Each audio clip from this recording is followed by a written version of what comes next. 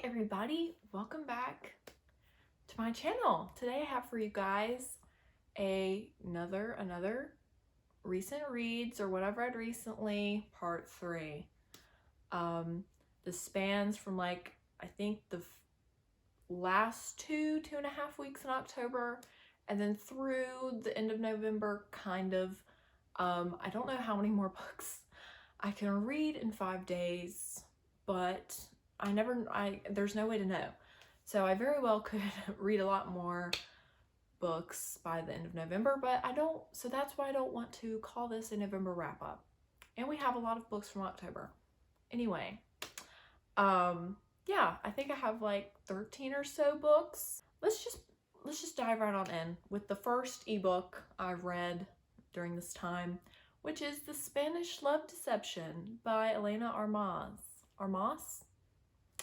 I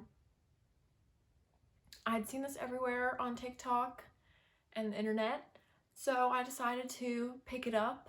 I was a little disappointed, gave it a 3.5 out of 5 stars. Let's see, it follows a girl or a woman and a man in a office setting, enemies to lovers, and our main character has a very big family in Spain, and there's a wedding, and her ex-boyfriend is going to be there, and so she makes up a lie and says she has a date and she's dating someone, and she doesn't. And Aaron, whom she has a rocky relationship with, steps in and they go to Spain to this wedding together. Like I said, a little disappointed. I didn't really like the writing. I felt like it was really slow at the beginning. Like, they didn't even get to Spain until maybe 60% through the book. And I was like, it's called The Spanish Love Deception. I thought we were gonna be in Spain for the entire time. But I really loved Aaron. So, and everyone loves Aaron, but I really loved Aaron, so 3.5 out of 5 stars. That's all I really have to say. So let's move on. Okay, next book I read was Dracula by Bram Stoker. I actually read it, guys. That might not mean anything to you, but for me, I said last year I was gonna read it, and I got to like maybe the 2nd chapter and I put it down. But I actually read it for Halloween this year. I listened to it as an audiobook, actually. That's the only way I made it through. And I actually really enjoyed the audiobook. I got it was like a free one on Libby. I don't know who narrated it, but it was great. So I was just listening to it as I did a puzzle. I worked on my cardigan I'm crocheting. So I didn't ever actually really pick this up and read it. It's a very unique story, not what I was expecting. It's told through a bunch of different letters and journal entries, which was really unexpected. I gave it a 3 out of 5. I liked it better than I thought, and I actually even teared up at the end, which surprised me. I don't know if I would have liked it near as much if I had just read it on its own. I really don't know if I would have gotten through it. There's a lot of rants, which is very common in classics. So to listen to it at like a little fast speed and just kind of block out the ranting till we got to the good parts, I feel was beneficial. So this book, if you don't know, follows,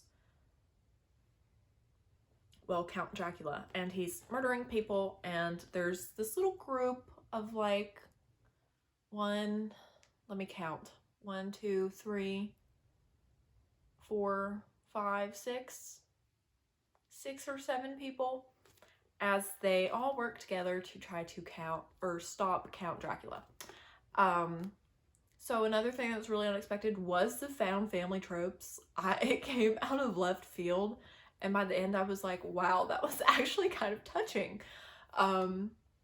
So yeah, I don't know. I enjoyed it. I don't know if I can recommend it to everyone, because I really like audiobooks. So if you can find an audiobook for it, do that.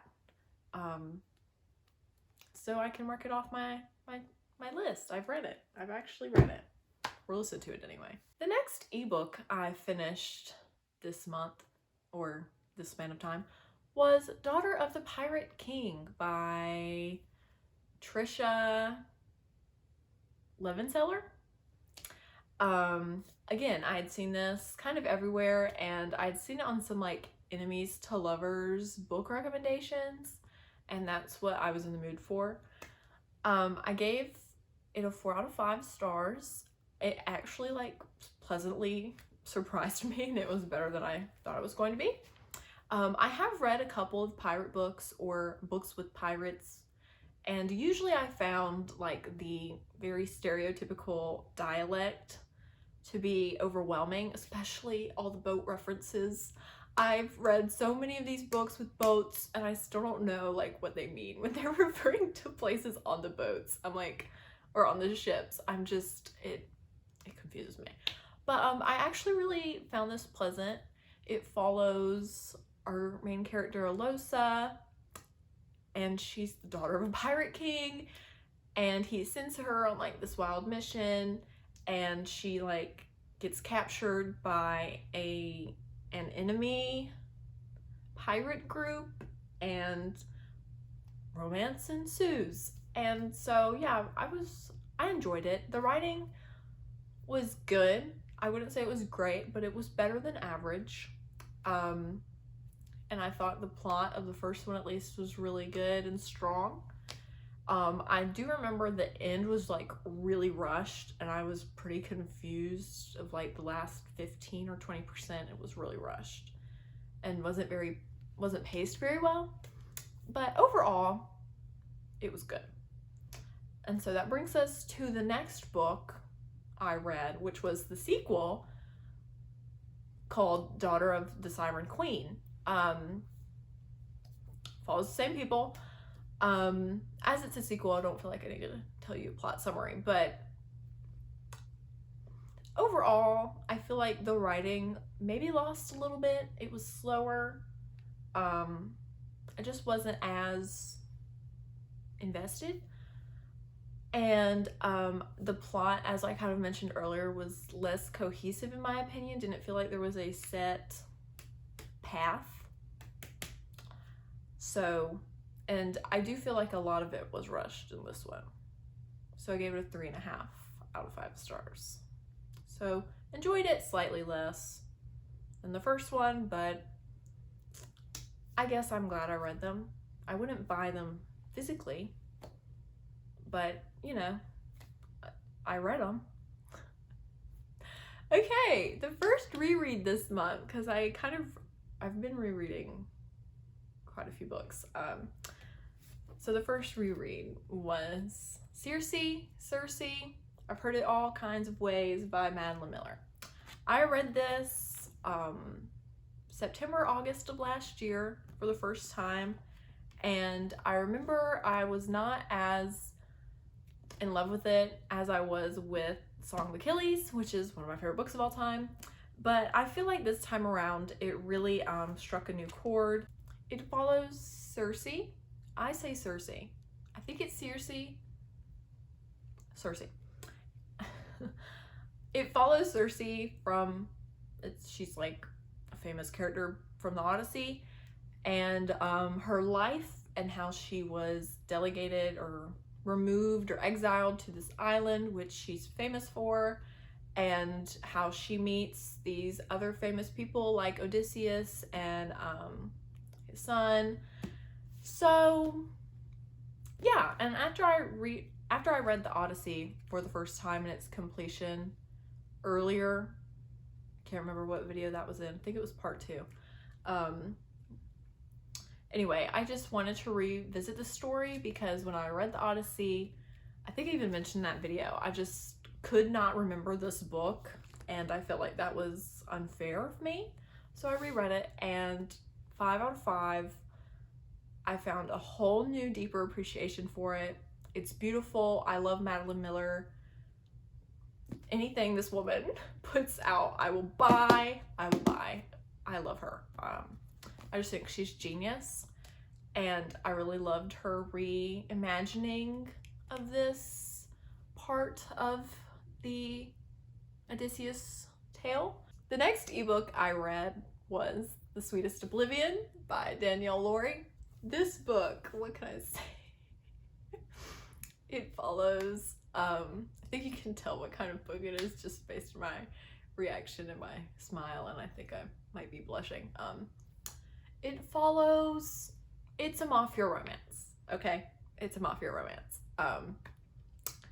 This was my first time reading like an actual published adult mafia romance. I used to read them on Wattpad all the time as a middle schooler, which might be concerning to some of you. I'm okay. And it didn't it is what it is.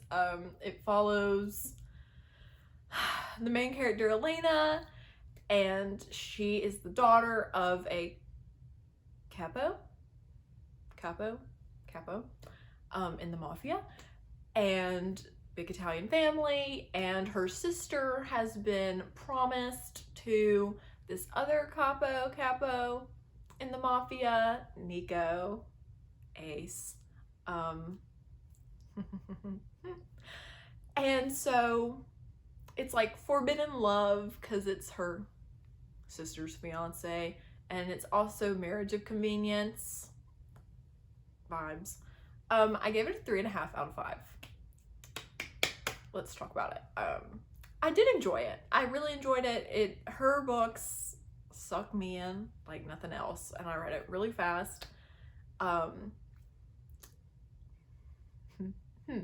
The one main issue I had, which might sound stupid to some of you, would be the misogynistic and slightly disturbing comments made. Granted, I grant you this, before you even think it, I knew going into it, it was gonna be misogynistic, because it's kind of like the mafia's whole thing, at least stereotypically. So I expected that going into it. However, I didn't expect, again, the slightly disturbing comments from the main character, Nico, or the main love interest, Nico. I liked him until it would be his point of view, and then he said or thought some things that were just really disturbing to me, and just, wow, like, I don't know if she would have liked you as much if you had actually said this out loud. Okay, next book I read was Nothing to Envy, Ordinary Lives in North Korea by Barbara Dimick. I had to read this for a history class, and I marked it all up, and I wrote an essay on it, and I actually just got my grade back, and I got an A. Heck yeah. This book follows, as you might be able to glean, it follows 6 characters' lives in North Korea, and Barbara Dimick, the journalist who wrote it, interviewed all of them after they defected to South Korea. And it primarily focuses on the 80s and like kind of the early 2000s, but mainly the 80s and 90s in North Korea, and their economic recession and a huge famine. And it was really interesting, and I learned a lot, as you can see, and I would probably read it again. I'm thinking I'm definitely going to keep it. I give it a 3.5 out of 5 stars. The reason it's so low is because nonfiction isn't my thing, and I also really was not in the mood to read this when I had to, so that may have had something to do with it. But I do feel like it provides valuable insight into North Korea. I just wish, my main point was, I just wish it had, I don't know, I gave it a 3 out of 5. Did I say 3 out of 5 or 3.5? Anyway, I just wish we had gotten some modern perspectives. I think it was published in 2010, so obviously it wouldn't have been as modern, but she didn't really touch on things happening in the early 2000s, and that's kind of what I was more interested in. But it really does provide a good gleam into what life is, or what life was like in North Korea. because we don't really know if it's the same. We can assume, but anyway, there's that. Okay, next ebook I read was another reread, and that was Ugly Love by Colleen Hoover. I slowly want to reread Colleen Hoover books and then do like a rereading Colleen Hoover or Colleen Hoover recommendations video.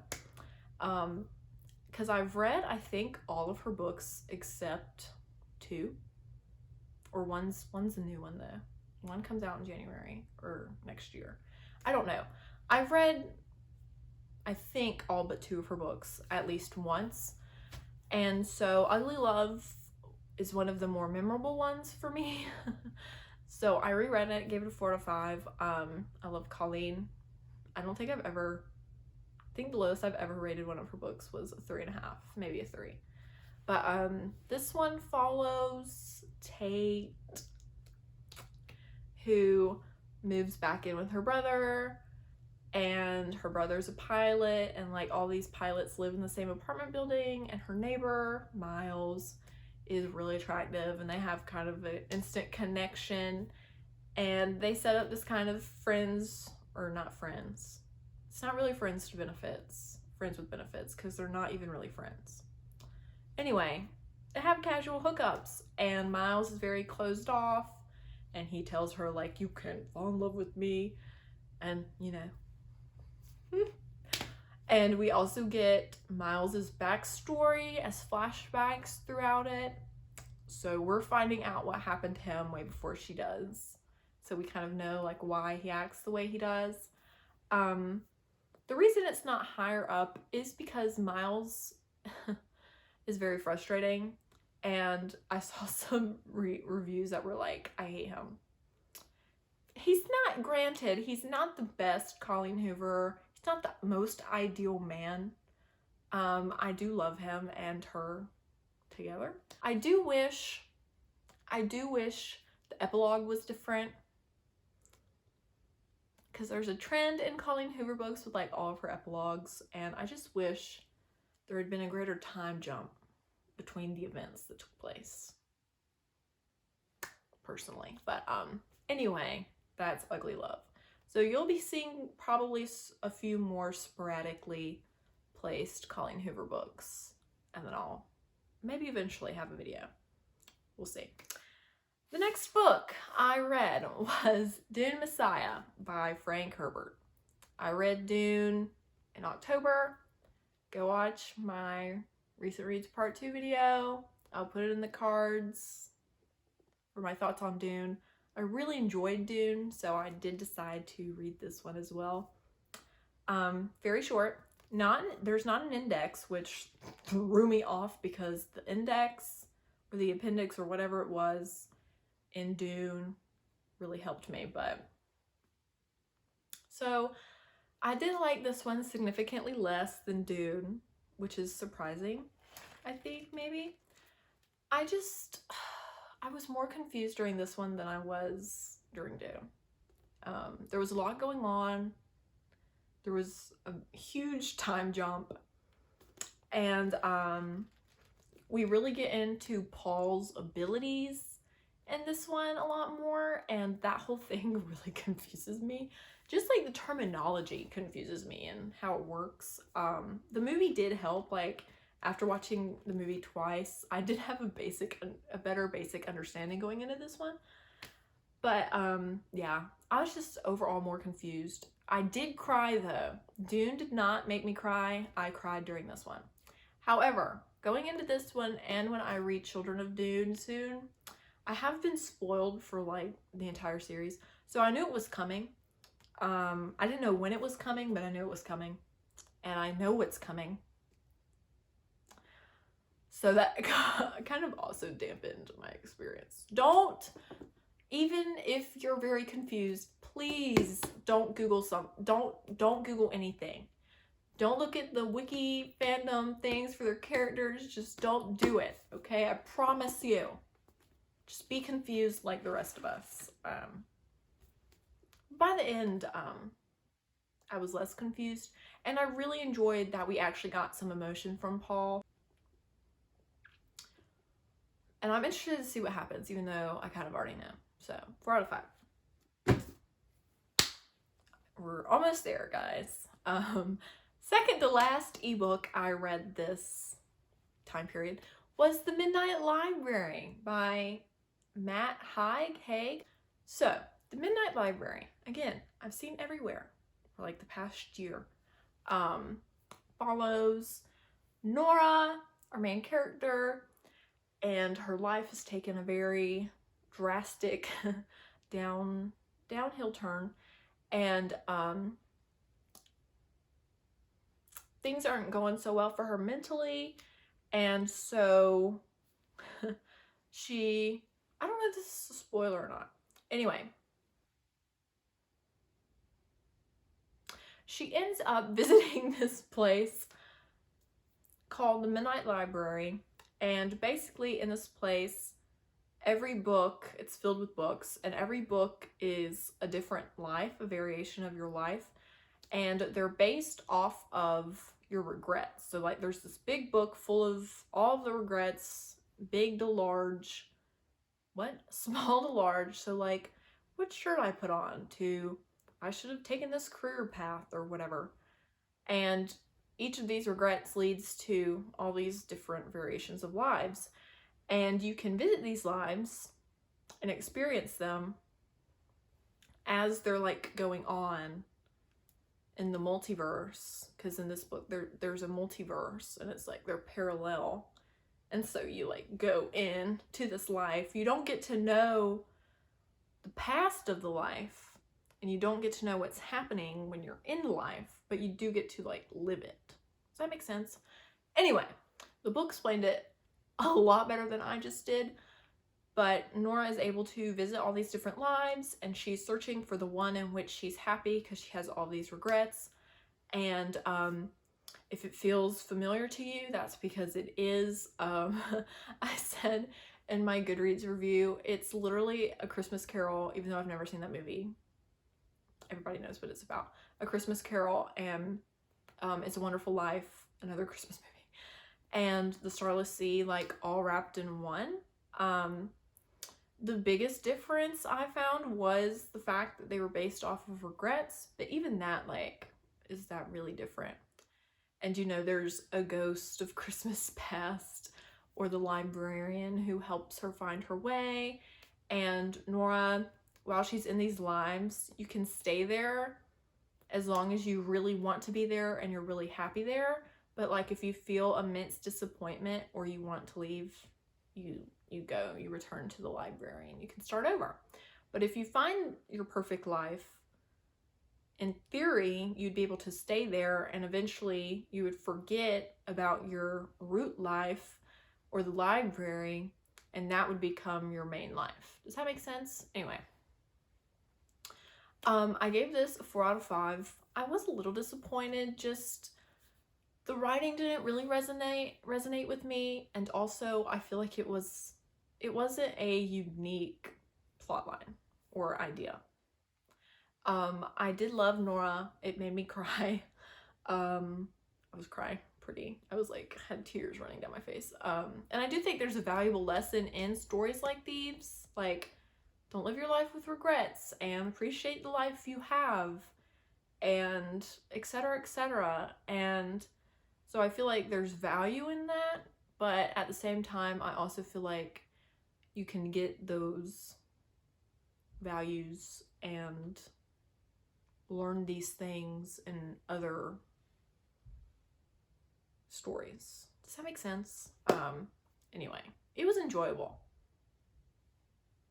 but it wasn't like a new experience. Okay, let's move on. Last reread is The Book Thief by Marcus Zuzak. I'm actually storying this, but I'm going ahead and putting it on here because I fully plan on finishing it in the next 3 days. And I already know what I'm rating it. It's a 5 out of 5. I talked about it in my favorite books of all time video, so if you want my full thoughts, there it is. It's been 3 years, I think. 3 years exactly since I read this or reread it the last time. That's where I am. I'm very scared for the end. I was already crying yesterday just because I know it happens. Anyway, it follows a girl who's a book thief in Germany during World War II, and she has a great appreciation for reading and writing, and her family, or her foster family, harbors a Jew in their basement, and things happen. Terrible things happen. Very sad. One of the saddest books I've ever read, and I'm very scared to read these last 180 pages.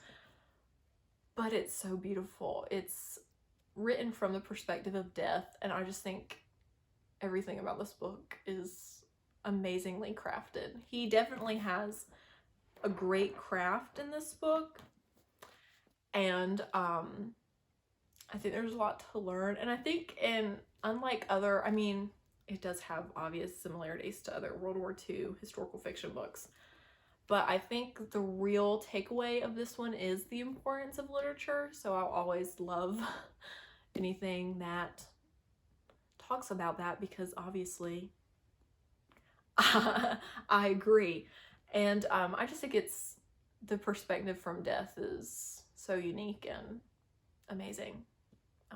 Highly recommend if you want to be emotionally destroyed. Even if you don't, like, just read it. Okay, last book. I know we've made it through these trying times together.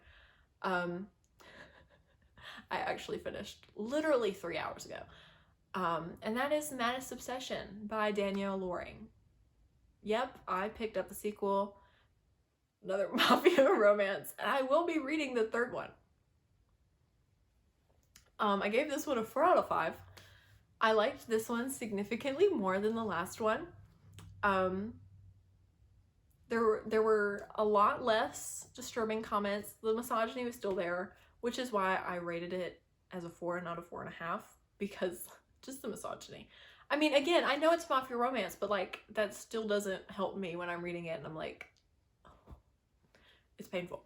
Anyway, I liked these characters a whole lot better than the other two in the previous one. I just feel like these characters were a lot more well-rounded and dynamic and complex. And their relationship, I felt, was, I mean, somewhat healthier, still pretty unhealthy, but it developed in a more charming way. They had some awesome banter. I was laughing out loud so many times. They're hilarious. She pushes him into like a big potted plant, and all I could think of was the scene in Gilmore Girls when Luke like shoves Jess into the lake, and I was laughing so hard. Anyway, yeah, I just feel I like this one a lot better. But this one follows, I'll tell you, it follows Gianna, who is she married into the same mafia from the first one, from the same mafia family, and she's been married multiple times, and she has this reputation, and this FBI agent who is corrupt and is in league with the mafia becomes, you guessed it, obsessed with her. And he actually goes to therapy for his obsession. And so yeah, there's the romance. I liked it a lot. I definitely recommend this one more than the other one, because there were a lot less disturbing comments. There was a certain trope though that was in this one that a lot of people hate, and it's not my favorite thing, but I knew it was going to happen, so it didn't really bother me. Anywho, those were like the however many books I read. I hope you enjoyed. I'll have another one of these coming in the next few months, or I'll just do a December wrap up. I don't know. Depends, I guess. So see you then. Hope you guys enjoyed. Like, subscribe, maybe, possibly. Peace out. Goodbye. In the video.